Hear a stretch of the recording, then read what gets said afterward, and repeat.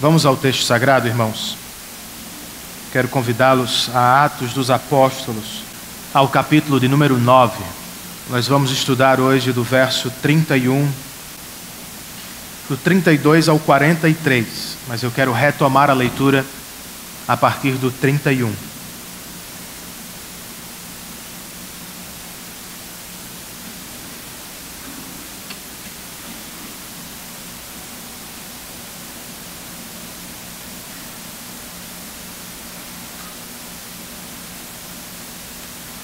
Eu estava na praia com a família há algumas semanas atrás, não foi durante a última não, porque eu não tinha condições não, né? Quando de repente Sofia se aproximou de mim e com ar de urgência pediu: pai, joga o balde. Eu disse: eu jogo sim, senhor, mas primeiro você precisa me dar um beijo. Ela respondeu: pai, eu não tenho tempo para beijinhos agora. E continuou: se o senhor não percebeu, nós estamos em guerra. Obviamente ela se referia à brincadeira com os irmãos e os primos. Mas a verdade é que muitos adultos vivem assim o tempo todo, como se estivessem em guerra. Não há tempo na agenda deles para beijos, abraços. Não há espaço para iniciar e cultivar amizades. Se este é o nosso estilo de vida, precisamos ter cuidado, irmãos. Pois a vida cristã não é feita só de batalha. Não é feita somente de lutas. Todo cristão precisa de alguma diversão. E todo cristão, por assim dizer, merece um pouco de descanso. É o que temos no nosso texto, de certo modo. Depois dos primeiros dias de severa perseguição, a igreja de Jerusalém finalmente desfruta de paz. Os apóstolos, por isso, deixaram Jerusalém para conhecer as novas igrejas que surgiam para além de seus muros, rumo aos confins da terra, exatamente como Jesus prometera. Como eram essas novas igrejas? E o que nós aprendemos com elas sobre a nossa própria igreja? Leiamos o texto, irmãos, para descobrir as respostas. Atos dos Apóstolos, capítulo 9, nós vamos ler a partir do verso 31. O texto inspirado nos diz: a igreja passava por um período de paz em toda a Judeia, Galileia e Samaria. Ela se edificava e, encorajada pelo Espírito Santo, crescia em número, vivendo no temor do Senhor. Viajando por toda parte, Pedro foi visitar os santos que viviam em Lida. Ali encontrou um paralítico chamado Enéas, que estava acamado fazia 8 anos. Disse-lhe Pedro: Enéas, Jesus Cristo vai curá-lo. Levante-se e arrume a sua cama. Ele se levantou imediatamente. Todos os que viviam em Lida e Sarona o viram e se converteram ao Senhor. Em Jope havia uma discípula chamada Tabita, que em grego é Dorcas, que se dedicava a praticar boas obras e dar esmolas. Naqueles dias ela ficou doente e morreu. E seu corpo foi lavado e colocado num quarto do andar superior. Lida ficava perto de Jope. E quando os discípulos ouviram falar que Pedro estava em Lida, mandaram-lhe 2 homens dizer-lhe: não se demore em vir até nós. Pedro foi com eles. E quando chegou, foi levado para o quarto do andar superior. Todas as viúvas o rodearam, chorando e mostrando-lhe os vestidos e outras roupas que Dorcas tinha feito quando ainda estava com elas. Pedro mandou que todos saíssem do quarto. Depois ajoelhou-se e orou. Voltando-se para a mulher morta, disse: Tabita, levante-se. Ela abriu os olhos e, vendo Pedro, sentou-se. Tomando-a pela mão, ajudou-a a pôr-se em pé.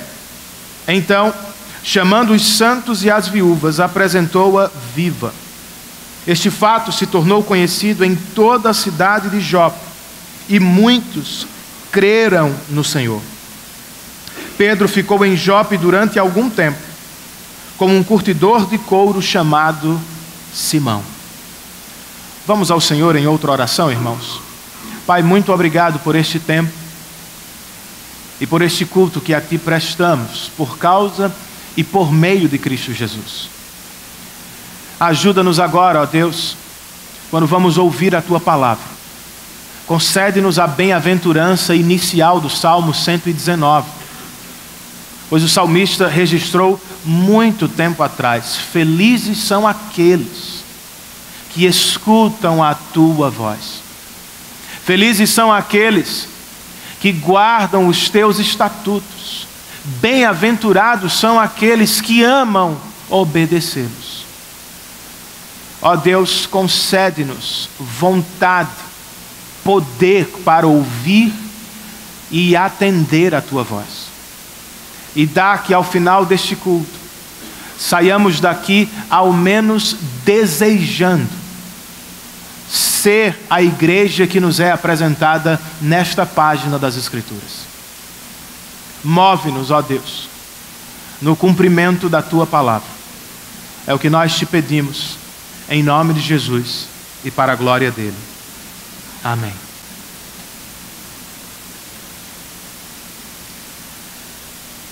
Depois de nos falar sobre o início do ministério de Saulo e de deixá-lo refugiado por anos em sua cidade natal, Lucas volta o foco da narrativa outra vez para Pedro. Por quê? Porque Pedro, assim como Saulo, terá um papel muito importante no avanço do evangelho entre os estrangeiros e na inclusão destes na igreja de Cristo.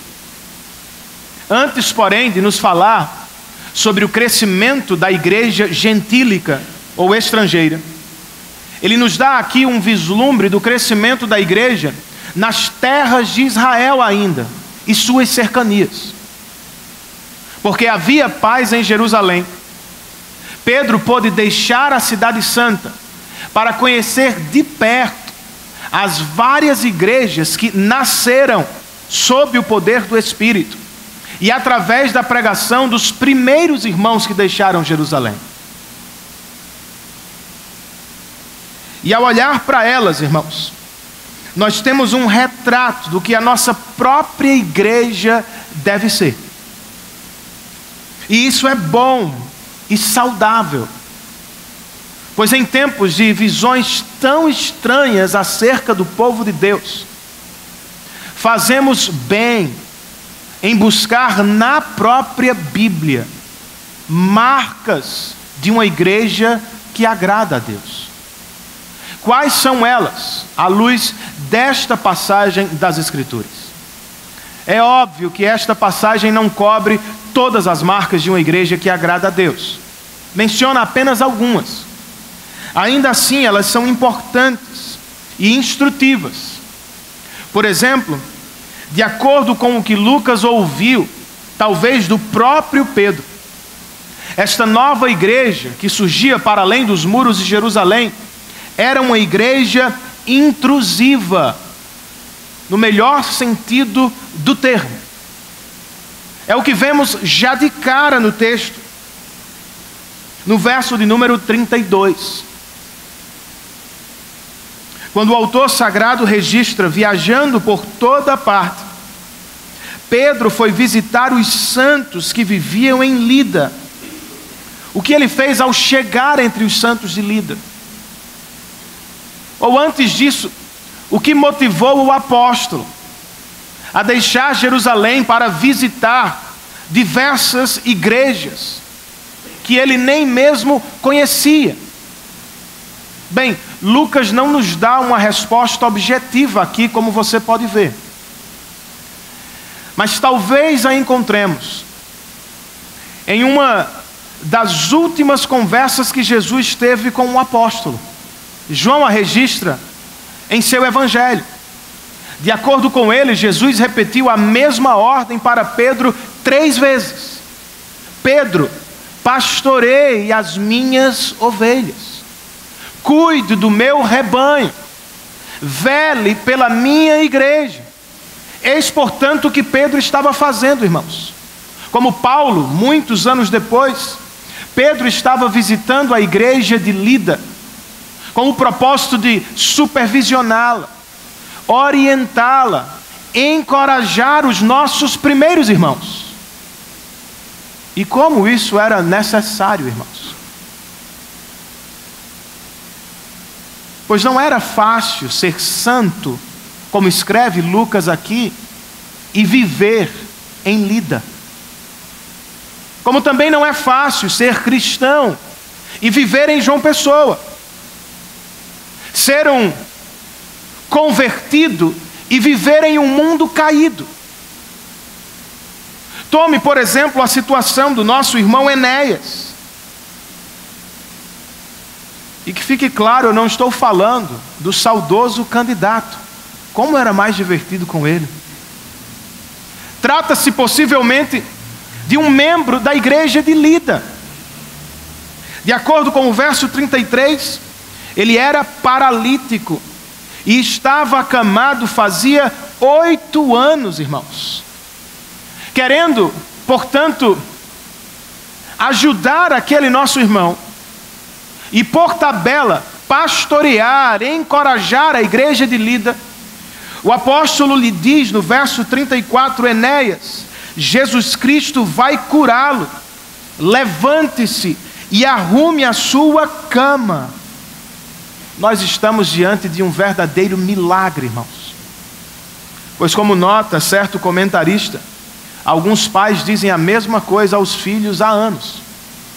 E eles ainda não aprenderam a lição de fazer a cama no início do dia. Deixando a brincadeira e o propósito deste milagre para depois, eu queria notar com vocês o resultado dele. Inicialmente, Lucas nos diz, ao final do verso 34, que Enéas se levantou imediatamente. E em seguida, ele nos diz, todos os que viviam em Lida e Sarona o viram e se converteram ao Senhor. É claro, irmãos, que o autor sagrado está empregando uma linguagem hiperbólica aqui. E é evidente que ele não está dizendo que tais pessoas foram salvas sem a pregação do Evangelho. Isso é impossível à luz dos textos normativos da Bíblia. Como veremos mais tarde, e já vimos antes, Pedro não era um curandeiro. Pedro era um pregador do Evangelho de Jesus Cristo. Por agora, veja comigo, note comigo o elemento testemunhal de Enéas. Eu acho que isso sim é muito importante. De acordo com o que nós acabamos de ler, todos os moradores de Lida e Sarona viram Enéas e se converteram. Percebam isso, Lucas não nos disse todos os que ouviram Enéas. Não, todos os que viram Enéas. O que é isso, Renan? Mesmo sem falar uma palavra sequer, irmãos, o testemunho deste nosso irmão estava falando em alto e bom som. Simples. Ele era paralítico até outro dia. E agora estava andando no meio das pessoas. Todas as pessoas que olhavam para ele tocavam no milagre poderoso. Estavam diante de uma verdadeira e poderosa transformação de vida.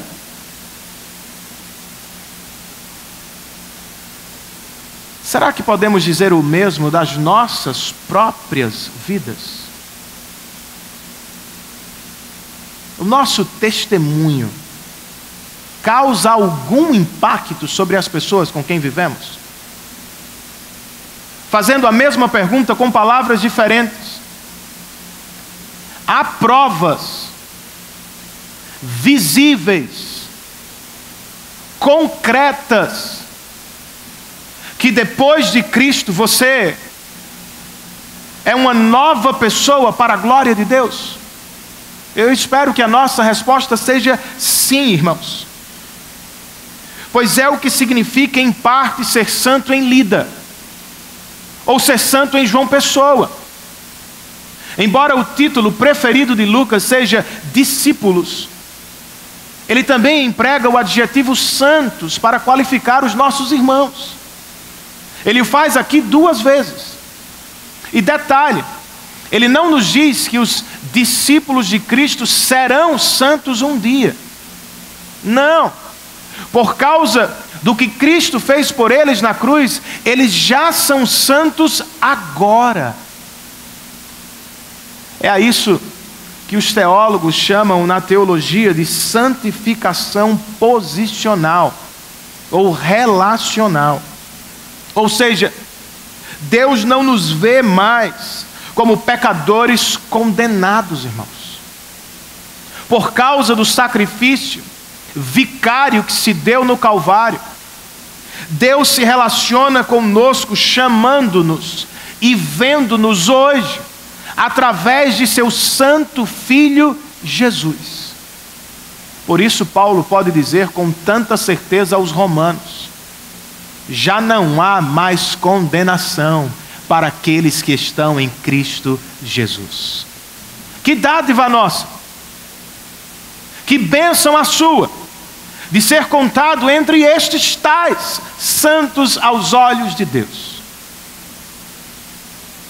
Mas lembre-se, todas as dádivas de Deus trazem com elas responsabilidades. No texto em questão, os santos aos olhos de Deus precisam também ser santos em Lida. O mesmo Deus espera de você. Não somos apenas cidadãos do mundo, irmãos. Por causa de Cristo, nós já somos santos no mundo. Não pense você que eu estou falando de roupa, de adereço, ou mesmo de tatuagem. Eu não posso ser ingênuo, como muitos cristãos dos nossos dias, para imaginar que o mundo inteiro e seus desafios cabem em uma mera taça de vinho. Fosse isso, seria fácil resolver. Eu estou falando do coração, irmãos. E me refiro aos valores mundanos que tentam dominá-lo a cada manhã. A questão importante, então, não é se mudei de roupa. A questão realmente importante é: sou eu uma nova pessoa? Tenho novos ideais, novas ambições, novos compromissos neste mundo por causa de Cristo?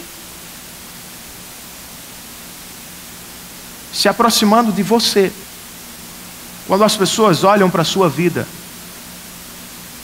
elas percebem um novo homem, uma nova mulher?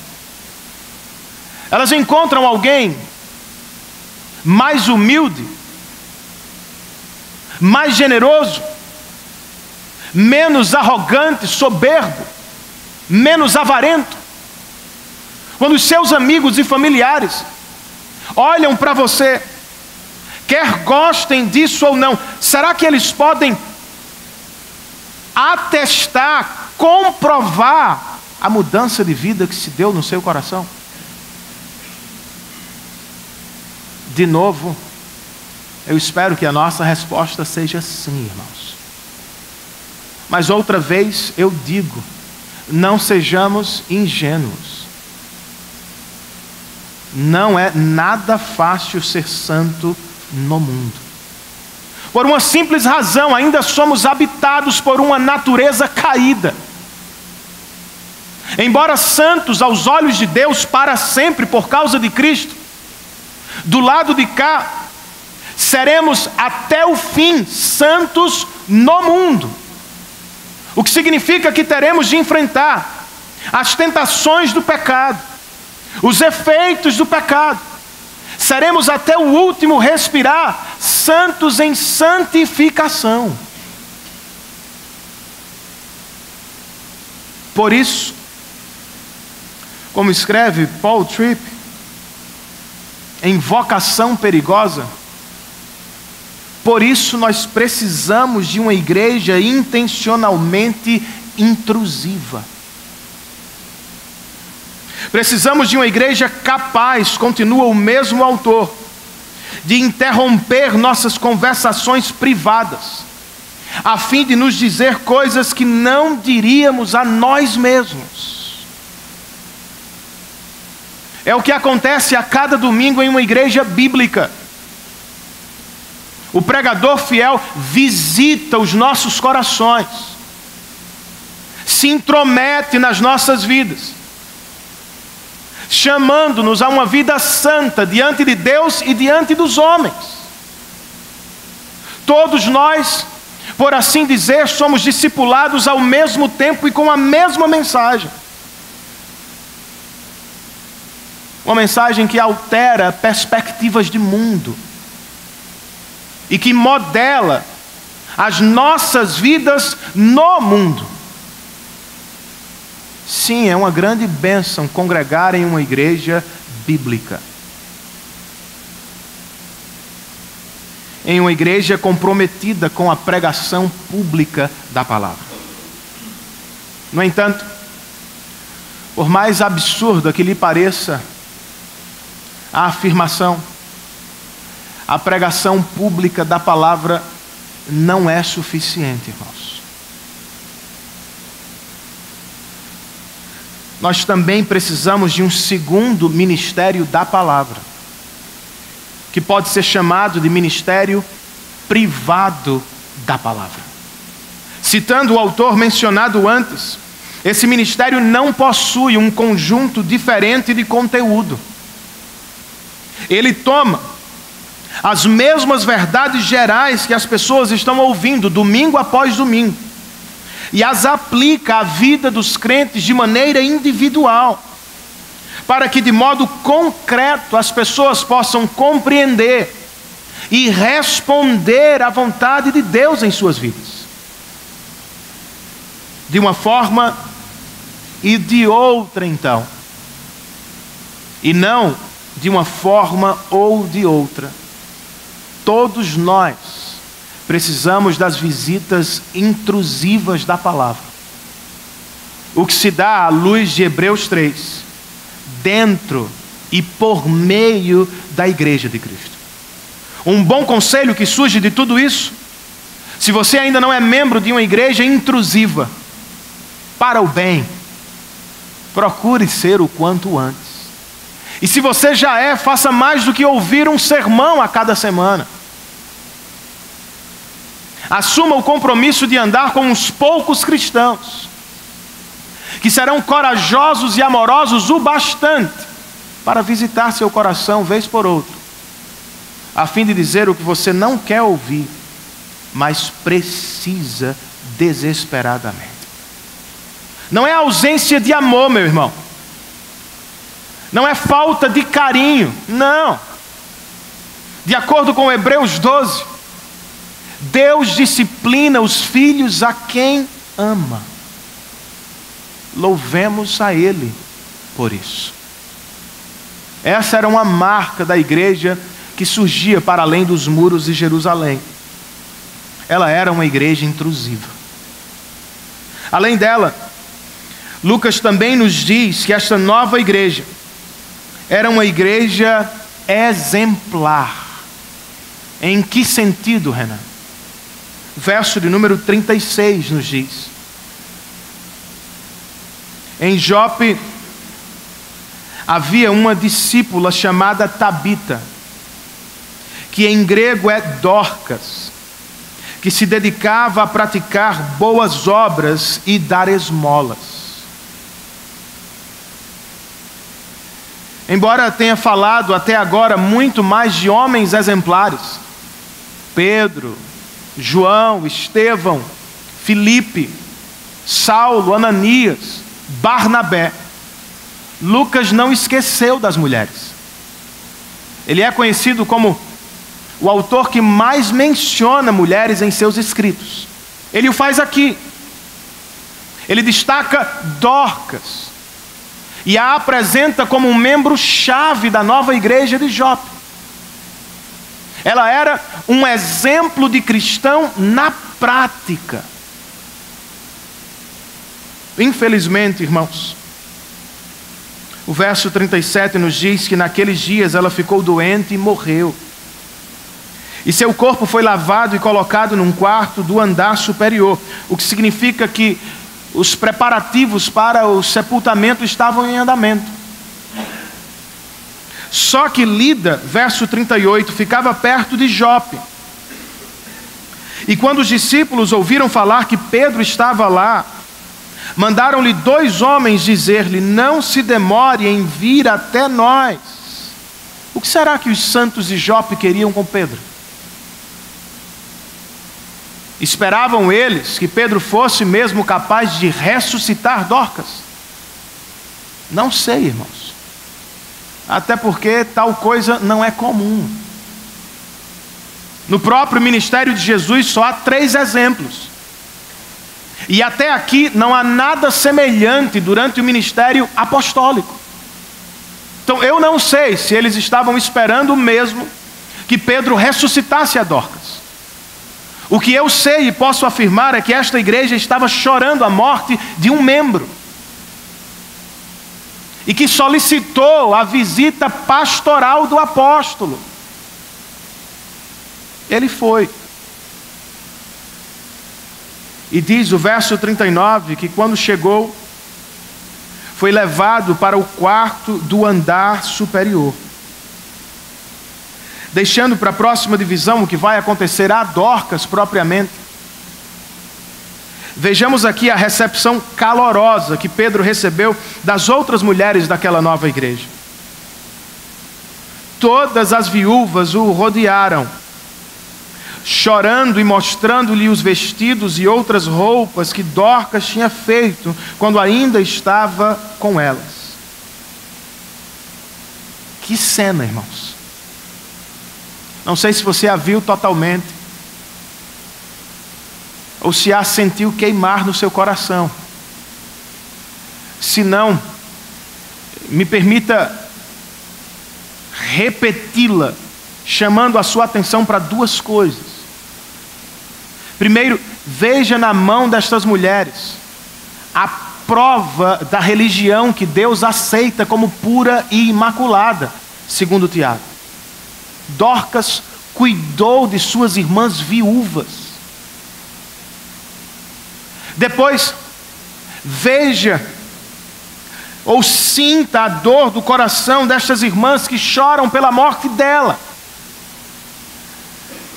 Elas estão chorando, irmãos, porque Dorcas de fato vai fazer falta àquela comunidade.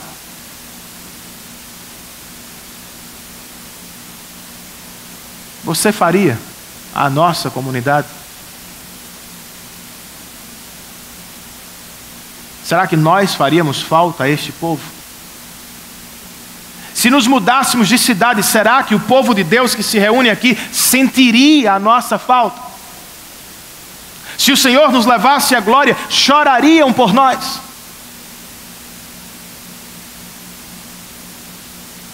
Em outras palavras, somos cristãos exemplares, à semelhança de Dorcas. E a nossa igreja, ela é piedosa na prática mesmo. Se queremos ser uma igreja piedosa, irmãos, não podemos ser cristãos apenas de sermão. Precisamos ser crentes de ação também. Se queremos agradar a Deus enquanto comunidade de fé, não podemos ser bons só de teologia ou mente. Precisamos ter as mãos cheias de boas obras para a glória de Deus e para o bem real das pessoas com quem vivemos. Essa era a realidade da igreja de Jope. As mulheres estão segurando nas mãos as boas obras da irmã falecida. Dorcas as visitou em tempos de dificuldade. Dorcas doou de seus recursos e habilidades para cuidar delas no inverno. Este é o seu cristianismo, meu irmão. Temos feito algo semelhante pelos irmãos da nossa igreja que sofrem ou padecem? Há alguém entre nós que poderia apresentar provas concretas da sua piedade cristã? Semanas atrás, eu lhes sugeri uma tarefa de casa. Vou sugerir outra. Eu disse na ocasião: procurem pelos novos convertidos entre nós, pelas famílias que estão se aproximando da nossa igreja. Vão ao encontro delas, sirvam estes irmãos.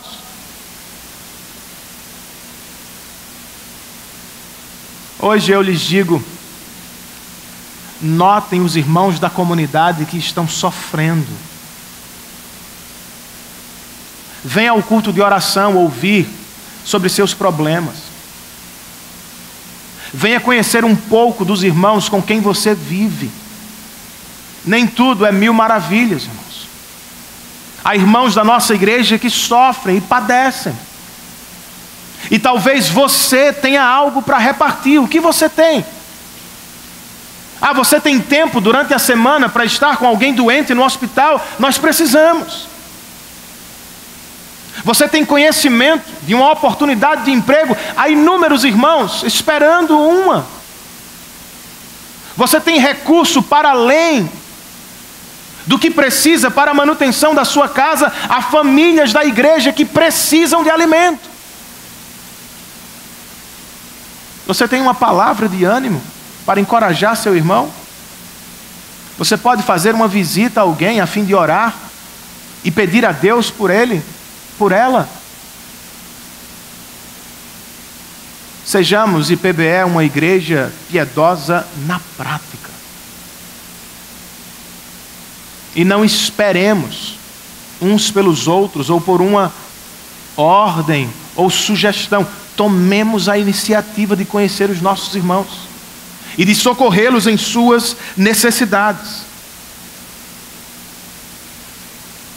Parte da piedade desta igreja que estamos considerando é vista nas mãos das mulheres de Jope, ou nas obras que Dorcas realizou. A outra parte é vista nos olhos dos nossos irmãos, ou no amor que tinham por Dorcas. Usando-os como exemplo, eu lhes pergunto: nós choramos por aqueles irmãos que se vão?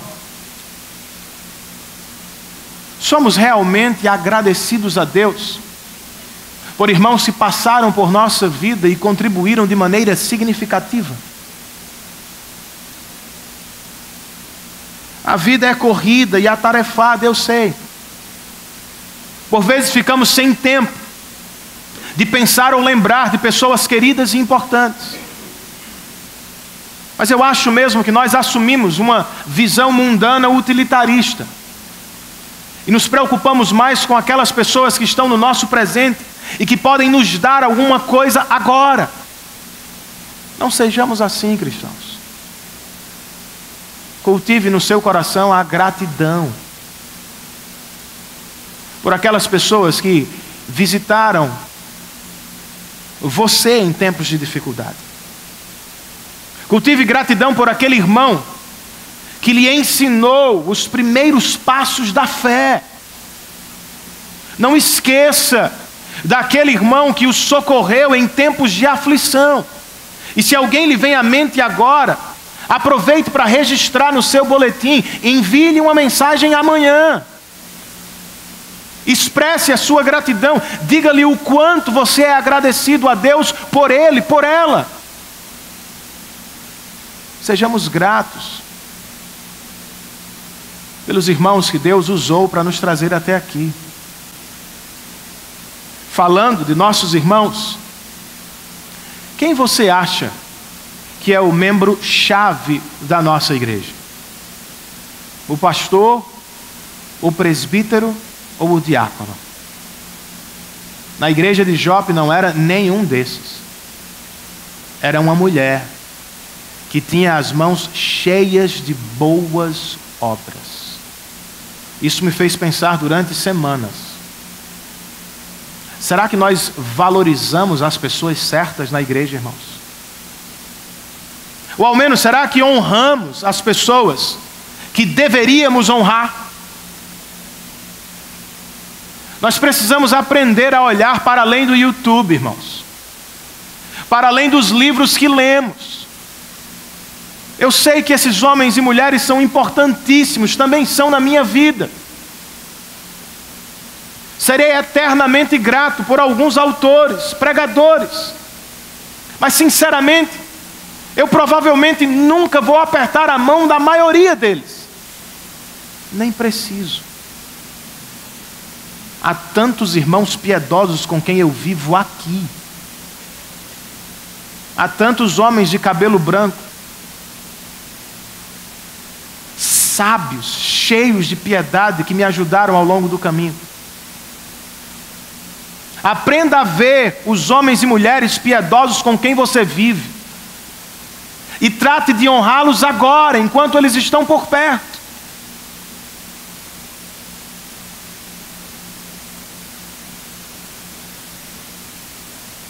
Ao mesmo tempo, eu preciso dizer, estejamos satisfeitos com o olhar do Senhor, cristãos. Se por um lado eu estou dizendo, note e veja as pessoas, por outro eu também estou dizendo, não deseje ser visto por ninguém. Não foi o que Jesus nos ensinou no Sermão da Montanha, irmãos? Não pratique boas obras pensando em ser notado pelos homens. Palavras de Jesus. Pois seu Pai, que vê o que é feito em segredo, o recompensará. Não ore a fim de ser visto pelos homens. Pois seu Pai, que vê em secreto, o recompensará. Não jejue a fim de ser visto como piedoso pelos homens, pois seu Pai que vê em secreto o recompensará. A recompensa da piedade, irmãos, não são os olhares dos homens, é o olhar de Deus. O prêmio da vida cristã não é o reconhecimento das pessoas, é saber que somos conhecidos e amados por Deus. Quer os homens vejam e saibam, aplaudam e agradeçam ou não, cristãos devem festejar por esta verdade. Eles foram vistos e amados por Deus por causa de Cristo. Isso deve ser suficiente, meu irmão, para encher o seu coração de alegria e significado nesta tarde. Mesmo quando ainda estávamos em estado de perdição, e mesmo sabendo que jamais seríamos merecedores, Deus nos viu e nos amou por causa de Cristo Jesus. Louvado seja Deus. Ponto. Nós não dependemos mais da aprovação dos homens e das mulheres, tanto quanto imaginamos. Nós fomos aprovados por Deus em Cristo.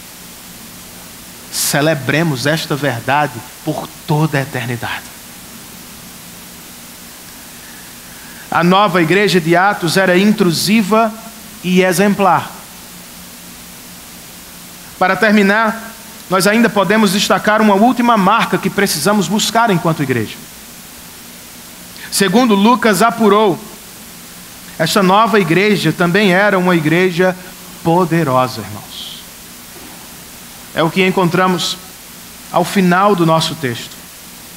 O autor sagrado nos fala aqui sobre uma poderosa ressurreição, sobre o poderoso testemunho da nova igreja de Jope e sobre a poderosa transformação que estava em curso no coração do próprio Pedro. Comecemos pela ressurreição. Verso de número 40. Pedro tomou Pedro mandou que todos saíssem do quarto. Depois ajoelhou-se e orou. Voltando-se para a mulher morta, disse: Tabita, levante-se. Ela abriu os olhos e, vendo Pedro, sentou-se. Antes de prosseguir para considerar o efeito desta poderosa ressurreição, me permita perguntar: vocês ouviram algo que lhes soou familiar na fala de Pedro para esta mulher? Claro que sim. Foi com palavras quase idênticas que Jesus ressuscitou a filha de Jairo. E não é a única semelhança do texto. O Senhor Jesus, assim como Pedro, também disse a um paralítico: levante-se, tome a sua maca e vá para casa.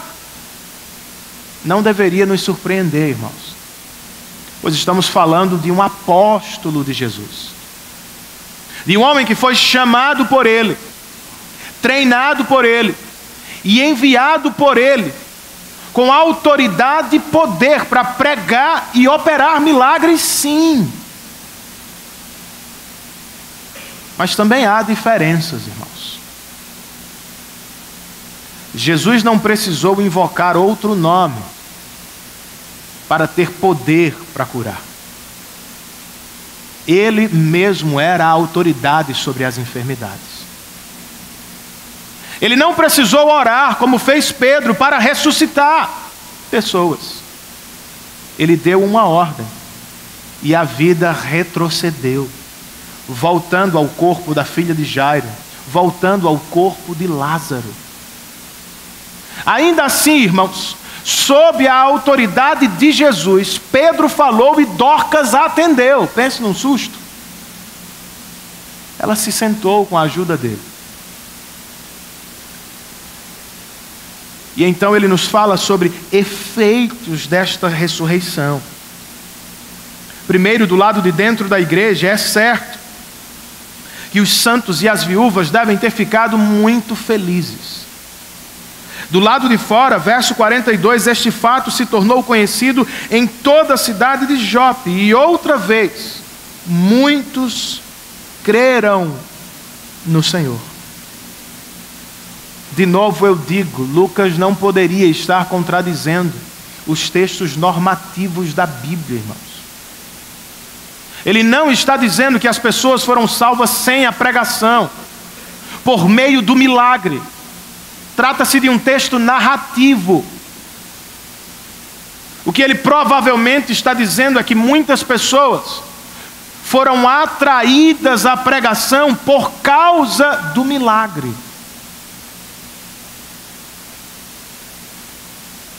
A pregação de Pedro, a semelhança do que aconteceu no dia de Pentecostes, foi outra vez poderosamente usada nas mãos do Espírito para chamar pessoas à fé em Cristo e ao arrependimento de seus pecados.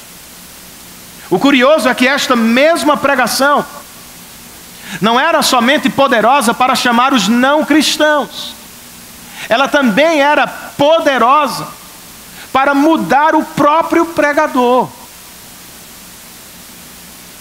É o que Lucas quer nos contar com o último verso deste capítulo, irmãos. Ele escreve: Pedro ficou em Jope durante algum tempo, com um curtidor de couro chamado Simão. O apóstolo poderia ter ficado em qualquer outra casa, mas como nota um comentarista, ele resolveu se hospedar na casa de um homem que, por causa de sua profissão, era excluído da adoração dos judeus. Ele era impuro, matava todo tipo de animal e em casa. Mas aqui está Pedro, o homem que no próximo capítulo vai lutar pela inclusão de um estrangeiro na igreja de Jerusalém, já vivendo temporariamente com um homem que era desprezado pelos judeus.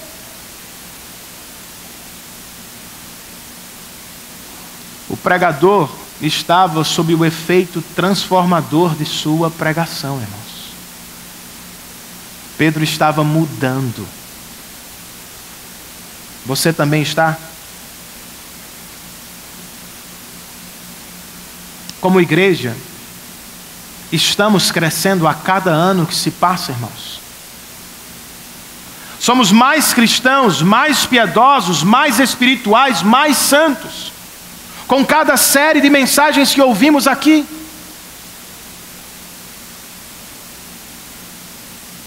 Será que nossa igreja é poderosa, como a igreja poderosa de Atos dos Apóstolos? De que poder eu estou falando? Ou em quais aspectos deveríamos ser uma igreja poderosa aqui mesmo em João Pessoa? Eu penso que devemos ser uma igreja poderosa na oração, irmãos. Não é o que encontramos vez após vez no relato de Lucas. Não é o que acabamos de ler sobre a prática de Pedro. Nós também precisamos orar, irmãos. Também devemos orar crendo no poder de Deus para curar. Foi o que você ouviu mesmo. Sim, nós somos cessacionistas. O que significa dizer que não cremos na existência de apóstolos hoje. Não cremos que haja pessoas com o poder de curar, como, quando e a quem querem, como os apóstolos do Novo Testamento. Eles foram únicos na história, à semelhança dos profetas.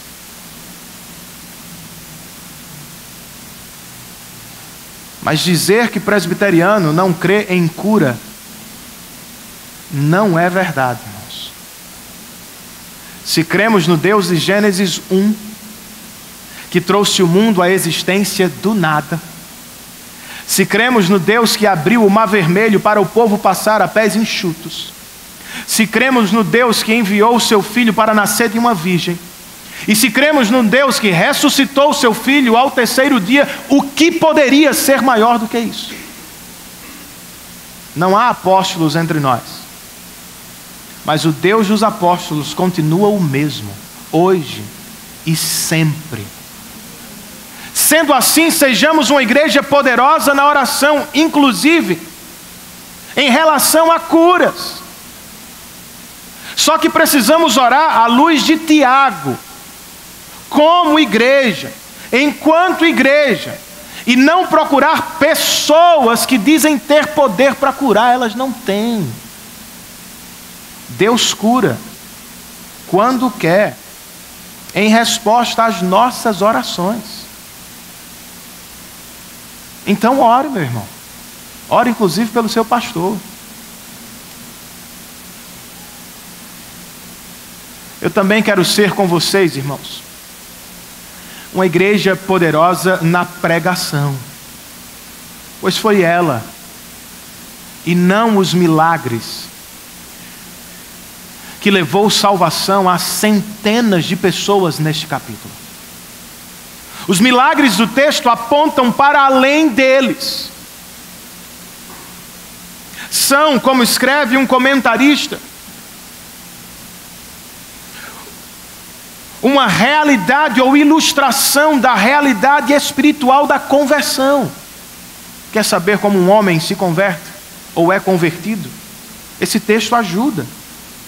Do lado de dentro, no coração, por meio do Espírito e através da pregação, Deus ressuscita mortos, espiritualmente falando. Do lado de fora, o mesmo Espírito, através da mesma palavra, endireita as pernas vacilantes dos pecadores, dando-lhes arrependimento de pecados e novidade de vida. Você crê no poder do Espírito e da pregação? Então venha ao culto dominical esperando a salvação dos pecadores. Volte para sua casa cheio de ânimo para repartir o evangelho com seu cônjuge. Seja tomado pela ousadia do Senhor a fim de convidar um colega de classe amanhã para estudar o Evangelho de Jesus Cristo, crendo que Deus continua poderoso para salvar, irmãos. Enquanto prega, enquanto oramos, sejamos também uma igreja poderosa em esperança, irmãos. Como assim, Renan? Os milagres operados por Deus são, como chamava C.S. Lewis, reversões dos efeitos da queda e, ao mesmo tempo, sinais da restauração final de todas as coisas. Os milagres não são um fim em si mesmos, são meios. Devem nos fazer esperar por algo melhor, irmãos. Não aqui, não agora, mas na ressurreição final que o próprio Jesus nos prometeu. Naquele grande dia, quer tenhamos morrido de câncer ou em um acidente, estaremos livres do poder da morte para sempre. Nunca mais seremos abatidos por uma enfermidade que seja. Nunca mais você será dominado e envergonhado pelo pecado que o persegue. Para sempre estaremos livres. E o que Deus opera agora, às vezes, aos nossos olhos como gotas, são fotos de uma realidade abundante que desfrutaremos para todos sempre, irmãos.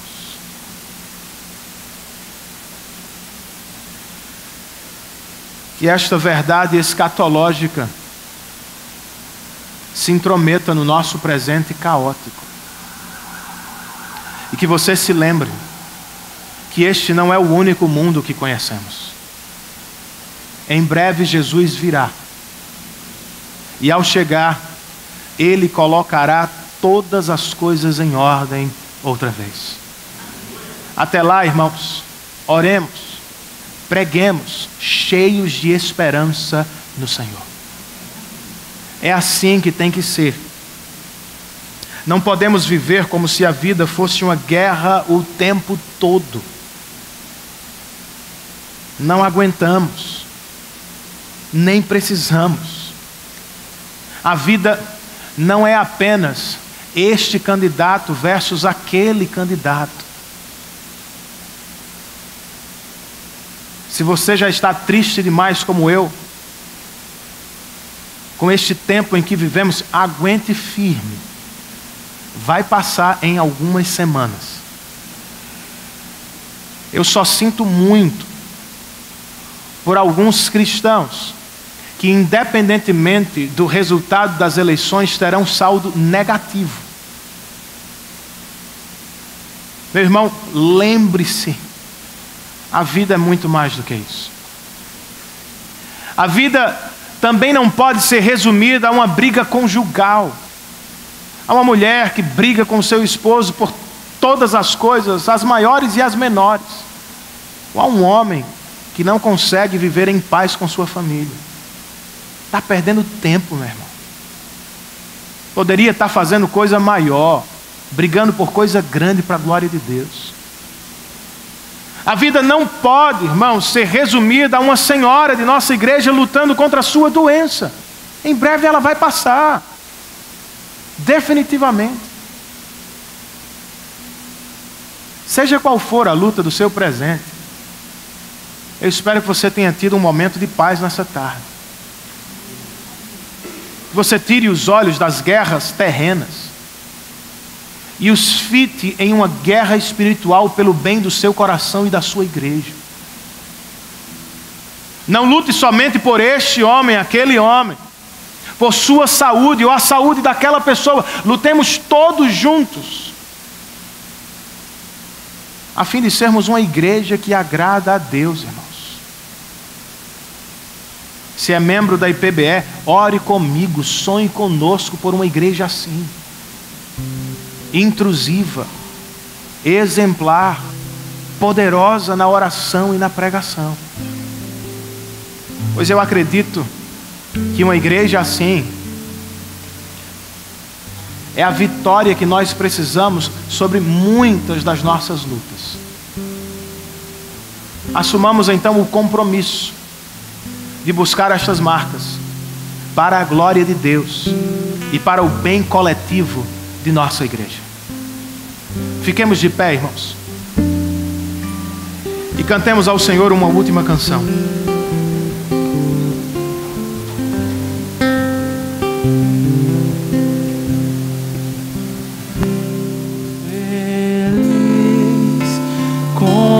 Jesus, meu Senhor.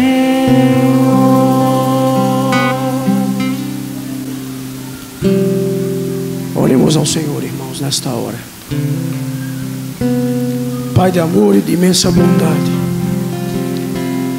somos felizes contigo, Senhor. Amém. Te damos graças por estarmos em tua casa e podemos assim louvar e engrandecer o teu santo nome. E principalmente, ó Deus, ouvir a tua voz. Graças te damos, Senhor. Muito obrigado, Senhor, por usar o teu servo e nos exortar, ó Deus, a sermos uma nova igreja. Uma nova igreja, Senhor, que seja intrusiva, que seja exemplar e que seja poderosa. O que te pedimos, Senhor, nessa noite é que tu possas nos ajudar, ó Deus, nos ajudar a olharmos somente para ti e esperarmos, Senhor, somente em ti. Amém. Por isso, Deus, que teu Espírito Santo que habita em nós aplique cada palavra ministrada nessa noite aos nossos corações. Faz isso. Leva-nos em paz para casa, Deus. Nos dê uma semana tranquila, uma semana, Deus, que possamos pregar o teu evangelho. Amém. No nome do teu Filho Jesus Cristo. Livra-nos do mal, Senhor. É assim que nós oramos, gratos a ti, no nome do teu Filho Jesus Cristo, este que vive e reina para todos sempre. Amém. Irmãos, nós vamos receber a bênção do Senhor sobre nós. E como temos feito, vamos repetir ao término da bênção a última estrofe desta canção, enquanto eu, o pastor André e alguns presbíteros nos dirigimos à porta da igreja.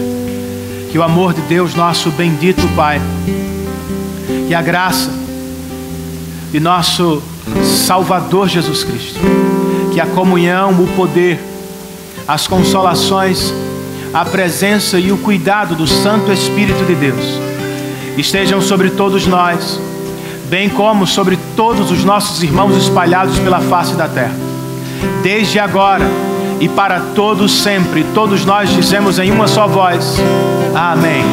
Cantemos outra vez enquanto eu, André e alguns presbíteros nos aproximamos da porta.